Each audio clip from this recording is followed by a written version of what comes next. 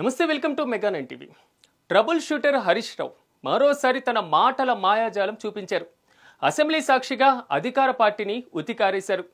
Kaleshwaram report మీద అసెంబ్లీలో జరిగిన చర్చలో రేవంత్ రెడ్డి ప్రభుత్వం చేసిన ఆరోపణలను కౌంటర్ డైలాగులతో కుమ్మేశారు. మరో విషయం ఏంటంటే, కాళేశ్వరం కేసు రేవంత్ రెడ్డి ప్రభుత్వం సిబిఐకి ఇవ్వడంపై కల్వకుంట్ల కవిత ఫైర్ అవ్వడమే కాదు, నేరుగా హరీష్ రావుని టార్గెట్ చేస్తూ మాట్లాడడం ఇప్పుడు హాట్ టాపిక్ గా మారింది.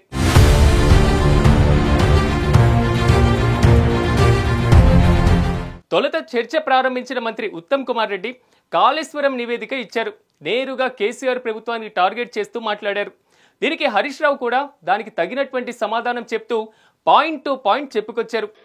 మీరు రేపు ఎల్లుండి ఆవలెల్లుండి రాత్రి 1 గంట దాకా మాట్లాడదాం. వాస్తవాలు ప్రజలకు తెలవాల్సిన అవసరం ఉంది. నిజాలు ప్రజలకు తెలవాల్సిన అవసరం ఉంది. ఒకవేళ ప్రభుత్వం ఇవాళ కాదు రేపు మాట్లాడదామన్నా నేను రెడీ, నాకు అభ్యంతరం లేదు. ఇవాళ 1 గంట అయినా మాట్లాడదాం. కానీ అరగంట సమయంలో మాట్లాడమంటే మీరు ఇష్టం ఉన్నన్ని ఆరోపణలు మా మీద చేసి నిజాలు మేము చెప్పొద్దు అంటే ఇది కరెక్ట్ కాదు. ఒకటి. రెండు అధ్యక్ష, నేను పీపీటీ అడిగినా ఇంకా క్లియర్ గా చెప్దామనుకున్నా, విజువల్ గా చూయించి ఈ సభ్యులకు రాష్ట్ర ప్రజలకు అర్థమయ్యే విధంగా సభలో పీపీటీ పెట్టి ఎక్స్ప్లెయిన్ చేస్తామంటే మీరు అవకాశం ఇవ్వలేదు. ఓకే. 3, నిన్న బీఏసీ మీటింగ్ లో మనకు రాష్ట్రంలో ఎరువులు దొరకక రైతులు అల్లాడుతున్నారు. రాష్ట్రంలో వరదతో రైతులు ప్రజలు ఇబ్బంది పడతా ఉన్నారు.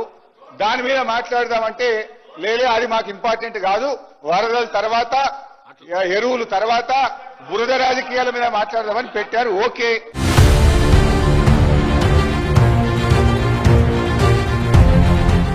కాళేశ్వరం ప్రాజెక్టులో భారీ అవినీతి జరిగిందంటూ రేవంత్ రెడ్డి ఏర్పాటు చేసిన పీసీ ఘోష్ కమిషన్ రిపోర్టు మీద అసెంబ్లీలో తీవ్ర స్థాయిలో చర్చ జరిగింది. ఓవైపు ఉద్దాను ఉద్దండులు, మరోవైపు సింహం సింగల్ గా అన్న చందంగా హరీష్ రావు స్పీచ్ కొనసాగింది. మేడిగడ్డ ప్రాజెక్టు మీద మంత్రి జూపల్లి ఆరోపణలను లెక్కలతో సహా సరిచేశారు హరీష్ రావు.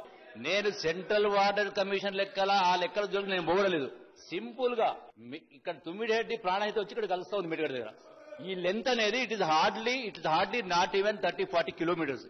ఏ ఒక్క ఉపనది వచ్చి కూడా ఇందులో కలవడం లేదు. ఎక్కడికెళ్ళి నీళ్లు వస్తాయి పైకెళ్ళి? అసలు పాయింట్ సమాజం చెప్పంటున్నా. జూపల్లి గారు మాట్లాడుతూ ఏమన్నారు, తమ్మిడిహట్టి నుంచి మేడిగడ్డ అంతా 20-30 కిలోమీటర్లే ఉంటున్నారు. పాప వారికి ఐడియా ఉండకపోవచ్చు. తమ్మిడిహట్టి నుంచి మేడిగడ్డకు 116 కిలోమీటర్లు. It is not 30 kilometres. Number 1. Number 2, నీళ్లు ఎట్లొస్తాయి? మహారాష్ట్ర టెరిటరీ నుంచి ఉన్న క్యాచ్మెంట్, తర్వాత తెలంగాణ నుంచి ఉన్న క్యాచ్మెంట్ చదివి రాసుకోండి. మహారాష్ట్ర నుంచి చాంకేరి వాగు, మట్టాపూర్ వాగు, ఆహేరి వాగు, మదనపల్లి వాగు, కొల్లపల్లి వాగు, వట్రాల్ వాగు, లంకచెరు వాగు, కోజంపల్లి వాగు, రయంపల్లి వాగు, మేడారం వాగు, కృష్ణాపూర్ వాగు, పెండిపాక వాగు, తుమ్మాకూర్ వాగు, కాపెట్ట వాగు, వడ్డం వాగు, కుకట్పల్లి వాగు. ఇవి 16 వాగులు మహారాష్ట్ర నుంచి వస్తాయి.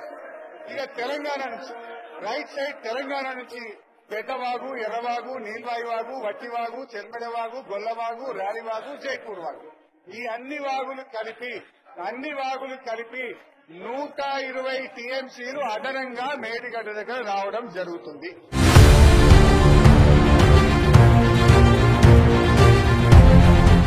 అంతేకాదు, మంత్రులు బట్టి విక్రమార్క, పొంగులేటి శ్రీనివాసరెడ్డి, శ్రీధర్ బాబు, కోమటిరెడ్డిలకు minute to minute, point to point మాట్లాడుతూ లెక్కలు సరిచేసేశారు. కోమటిరెడ్డి వెంకటరెడ్డి గారు పెద్దలు వెంకన్న మాట్లాడుతూ ఏమన్నాడంటే, హరీష్ రావు గారు మీరు సబ్జెక్ట్ మాట్లాడండి, మాట మార్చొద్దు అన్నారు. మాట మార్చుడు కోమటిరెడ్డి వెంకన్నకు అలవాటు ఉంటుంది తప్ప నాకు ఉండదు. విషయం చెప్పాలి. ఇదే వెంకటరెడ్డి గారు ఆనాడు కేసీఆర్ గారు కాళేశ్వరం ప్రజెంటేషన్ ఇస్తే మా ఉత్తమ్ కుమార్ రెడ్డి గారు ప్రిపేర్ అయి రాలేదని పోయిండు. ఇది కరెక్ట్ కాదు, మాట్లాడేది ఉండే. కేసీఆర్ అద్భుతంగా పనిచేసిండు, కాళేశ్వరం ప్రాజెక్టు చాలా గొప్ప. మీరు ఎందుకు మినిస్టర్ గారు స్పీకర్ సార్, హరీష్ రావు గారు హద్దు దాటుతున్నాడు. మీరు లిమిట్ లో ఉండండి. జరగలేదు సంఘటన, అట్లా జరగలేదు. చరిత్ర కాలం అన్ని విషయాలు తేలుస్తుంది. ఈ రిపోర్ట్ అయితే కోర్టు ముందు ఎట్లా నిలబడదు కాక నిలబడదు. బట్ ఈ రిపోర్ట్ అసలు ఎంత డొల్ల రిపోర్టో, ఎంత చెత్త రిపోర్టో చెప్పే ప్రయత్నం చేస్తా. అధ్యక్ష, రిపోర్ట్ లో ఏం చెప్పారు? The construction of barrage is shifted from Tammidihatti to Medigadda does not appear to be sincere and honest అనే పదాన్ని ఉత్తమ్ కుమార్ రెడ్డి గారు చదివి వినిపించారు. కమిషన్ చెప్పింది అని చెప్పారు. How trash this is.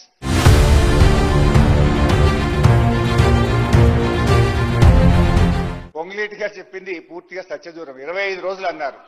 వ్యాప్కోస్ took more than 6 months to give the report. వ్యాప్కోస్ report వచ్చిన తర్వాత మళ్ళీ టెండర్స్ పిలవడానికి కూడా నాకు సబ్జెక్ట్ టు కరెక్షన్ 2-3 నెలలు పట్టింది. 25 రోజుల్లో రాత్రికి రాత్రి తీసుకున్న నిర్ణయం కాదు. లెట్ హిమ్ కరెక్ట్ ఒకటి. ఇక రెండవది అధ్యక్ష, సరే మేము ఆ 11,000 కోట్లు వృధా అయింది అనేది కూడా తప్పు. ఆ వృధాను ఆదా చేసే ప్రయత్నం చేసినాం. ఇప్పుడు it is not just Tummidihatti, package 6, 7, 8 ఎక్కడెక్కడ దాకానో మీరు తవ్వి పెట్టినారు. వాటన్నిటినీ సద్వినియోగం చేయడానికి నీళ్లు లేని చోట నుంచి నీళ్లు ఉన్న చోటకు ప్రాజెక్టును మార్చడం జరిగింది. సోర్స్ ఒక్కటే మారింది తప్ప వేరే ఏం మారలేదు. ఇకపోతే అధ్యక్ష, గౌరవ ముఖ్యమంత్రి గారు కొన్ని విషయాలు చెప్పారు. సేమ్ పొంగులేటి గారు కూడా అదే చెప్పారు. ఇద్దరికి కలిపి నేను సమాధానం చెప్తా. విషయం ఏంటంటే అధ్యక్ష, 2009లోనే హైడ్రాలజీ క్లియరెన్స్ వచ్చిందని ఇటు ముఖ్యమంత్రి గారు ఇటు మిత్రులు పొంగులేటి గారు చెప్పారు. 2009 నుంచి 2014 దాకా ఈ రాష్ట్రంలో అధికారంలో ఉన్నది ఎవరు? మంత్రులుగా ఉన్నది మీరే కదా. ఆ రోజు కూడా 5 ఏళ్లు అధికారంలో ఉంటే తమ్మిడిహట్టి దగ్గర తట్టెడు మట్టి ఎందుకు తవ్వలేదు అని అడుగుతా ఉన్నా. It is all farce. What you are talking is farce.